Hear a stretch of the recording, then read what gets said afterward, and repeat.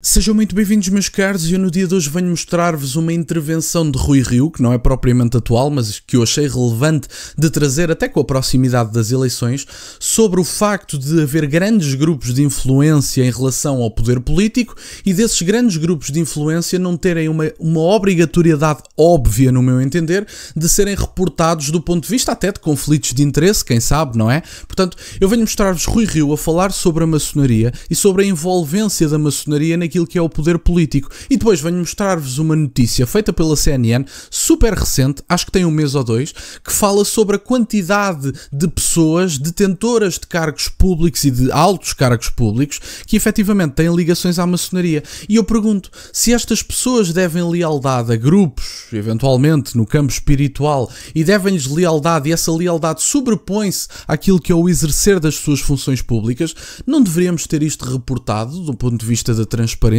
e da gestão do poder político? No meu entender, eu acho que sim. E portanto, vamos ver esta intervenção de Rui Rio, que ele fala disto muito melhor do que eu, e é uma pessoa que, como sabem, não me identifico do ponto de vista ideológico, mas que acima de tudo me parece uma pessoa séria e honesta e frontal, que isso também é importante cada vez mais no poder político atual, e portanto é uma pessoa que eu aprecio, apesar de não ter ligações ideológicas ou parecenças ideológicas. É um homem de centro-esquerda, mas é uma pessoa séria e que me parece ser uma pessoa séria e até à data não é acusado de nada. E portanto, vamos ouvir Rui Rio, ex-líder do PSD, a fazer uns breves comentários sobre este assunto.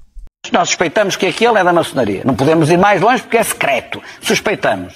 E depois suspeitamos que aquele também. Curiosamente estão sempre do mesmo lado. E depois conhecem aquele que também vem sempre do mesmo lado, que também conhece aquele, que também depois dá a volta e também vai se relacionar com este aqui. E portanto, essa teia, à medida que o tempo avança, desde que a pessoa de repente fica um pouco desperta para ela, começa a perceber essas relações de poder, que não são só dentro dos partidos, é dos partidos depois ligados à comunicação social, ou ligado ao poder judicial, ou ligado ao poder económico, e depois nós vamos a ver. E o que está por trás, a única coisa que pode estar por trás, é uma solidariedade secreta. Quando venham para um lugar público de grande relevo, e o lugar público de grande relevo não é só o líder da oposição ao primeiro-ministro, são muitos outros. Quando venham para um lugar público de grande relevo, a nossa vida tem de ser transparente. Eu não posso ter obediências secretas que não divulgo na minha vida pública, porque na minha vida pública tem de ser transparente. Tomei esta opção por esta e esta razão. Quando eu tenho obediências secretas, não posso dizer porque é que tomei esta decisão, quando muito minto, porque é uma obediência secreta e uma solidariedade secreta que me está a obrigar a fazer isso. Ora, isto não cabe. Para mim, não cabe em democracia. Se eu tenho de dizer quanto é que tenho no banco e de ir ao Tribunal Constitucional e pôr ali a minha vida ao sol, então isto tudo é uma hipocrisia. Isto é uma hipocrisia. Eu ponho a vida toda ao sol, menos aquilo que não pode ser posto ao sol. Bom, meus caros, esta foi a intervenção de Rui Rio. É um homem frontal, como eu disse, com a frontalidade de um homem do Norte, que eu aprecio e tento replicar, não sendo eu um homem do Norte, mas tendo família do Norte do país. E é um homem com uma grande frontalidade, honesto, e que eu acho que é uma pessoa apreciável, mesmo que efetivamente não seja do meu campo ideológico, vamos dizer assim. Ora, eu venho agora mostrar-vos, antes de fazer os comentários, venho agora mostrar-vos uma notícia bastante recente e que eu acho que faz todo o sentido de mostrar, que falava do executivo de Luís Montenegro, em que alguns ministros tinham ligações a lojas maçónicas e que efetivamente é descoberto pelos meios de comunicação tradicionais. Mas por que raio é que isto não tem que estar, por exemplo, na declaração de interesses? Se há grupos espirituais com influência, seja ela de que tipo for, que faz com que determinados governantes tenham que agir de determinada forma, bom, eu acho que pelo menos os portugueses deveriam saber que estas pessoas não vão ter como primeira prioridade do país, porque há grupos, e a esquerda fala muito dos grupos de influência económica, e isso também me preocupa. Eu sei que isso é uma coisa algo esquerdista, mas que também me preocupa. Eu não gosto que empresários tenham uma relação tão forte ou tão direta com o poder político que impeça o poder político de tomar determinadas decisões única e exclusivamente porque estão comprados pelo poder económico. Portanto, a minha questão é, o exercer do poder político deve ser independente, deve ser transparente, e a prioridade de exercer cargos do poder político deve ser o país. Se há prioridades acima do país, com toda a probabilidade esses cargos não vão ser praticados de forma plena, e eu acho que deveriam ser. Mas enfim, vamos ver esta notícia que eu acho que também é relevante e passamos então para os comentários a seguir. Ora, temos, no executivo de Luís Montenegro há pelo menos 3 ministros e 4 secretários de Estado que têm ou tiveram ligações a lojas maçónicas. Muitos foram iniciados no início da carreira política, mas afastaram-se entretanto. Há por aí notícias que inclusive fazem uma correlação entre Luís Montenegro e uma loja maçónica. Eu não sei se isso acabou por se concretizar, mas até o próprio Almirante Gouveia e Mel tem pelos vistos um número de apoio, de apoiantes que efetivamente estão ligados à maçonaria. E portanto, eu acho que é importante que estas pessoas comecem a expor quais é que são os seus verdadeiros interesses e qual é que é a sua hierarquia de serviço. Quer dizer, se vocês são primeiros ministros e têm algo acima do país que estão a servir, talvez vocês não sejam úteis para primeiro-ministro. E, portanto, eu acho que isso é relevante. O país deve ser a prioridade dos governantes. Quer dizer, eu acho que isso é tão óbvio que não deveria ser obrigatório de se dizer. Quer dizer, é tão óbvio que, enfim.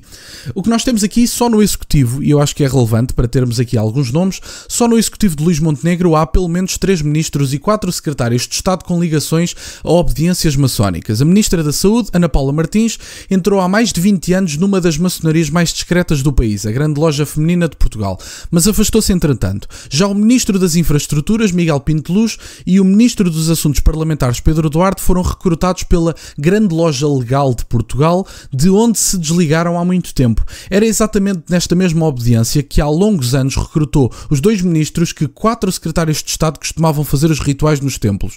O Secretário de Estado dos Assuntos Locais, Hernani Dias, o Secretário de Estado do Turismo, Pedro Machado, o Secretário de Estado do Trabalho, Adriano Rafael Moreira, e o Secretário de Estado da Agricultura, João Moura, apurou a CNN Portugal.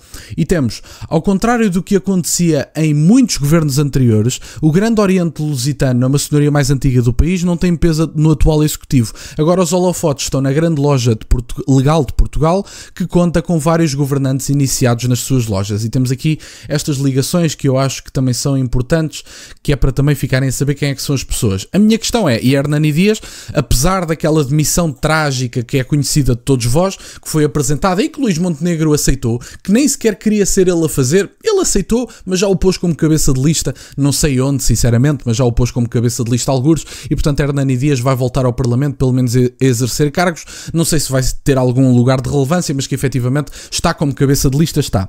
A pergunta que eu faço a qualquer uma das pessoas que esteja desse lado é: se há um governante que não tem como primeira prioridade o país, já temos um governante corrompido à partida. O governante não tem que estar a prestar serviços a outras formas de influência que não seja a gestão do país. Se propuseram a estar em cargos públicos e não estão dispostos a servir o país em primeiro lugar, não são úteis para os cargos públicos, seja de que partido for. E portanto, eu acho que esta exposição de Rui Rio, ainda para mais de uma pessoa que conhece o sistema político de forma interna, que foi político durante muito tempo, é importante ouvir estas exposições, por mais antigas que sejam. Nem sequer sei de que ano é que é esta exposição de Rui Rio, mas eu acho que era relevante ter em conta. E portanto, estas organizações não são neste momento propriamente secretas, isto é conhecido, tanto que os meios de comunicação tradicionais têm mais ou menos acesso às coisas, mas eu acho que deveria ser exposto de forma transparente. Meus amigos, se vocês têm grupos de influência atrás de vocês, têm que fazer uma espécie de declaração de interesses ou alguma coisa do género para se perceber exatamente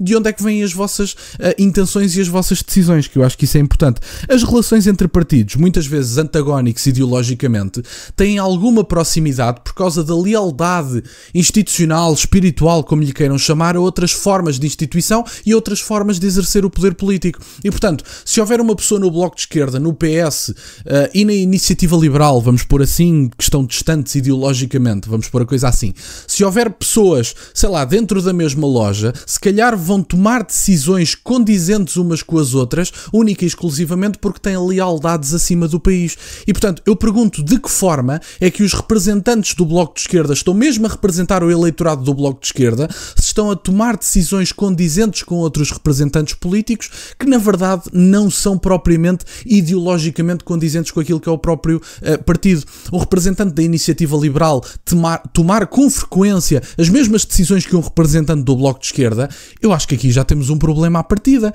Então, mas a Iniciativa Liberal e o Bloco de Esquerda podem tomar decisões condizentes um com o outro?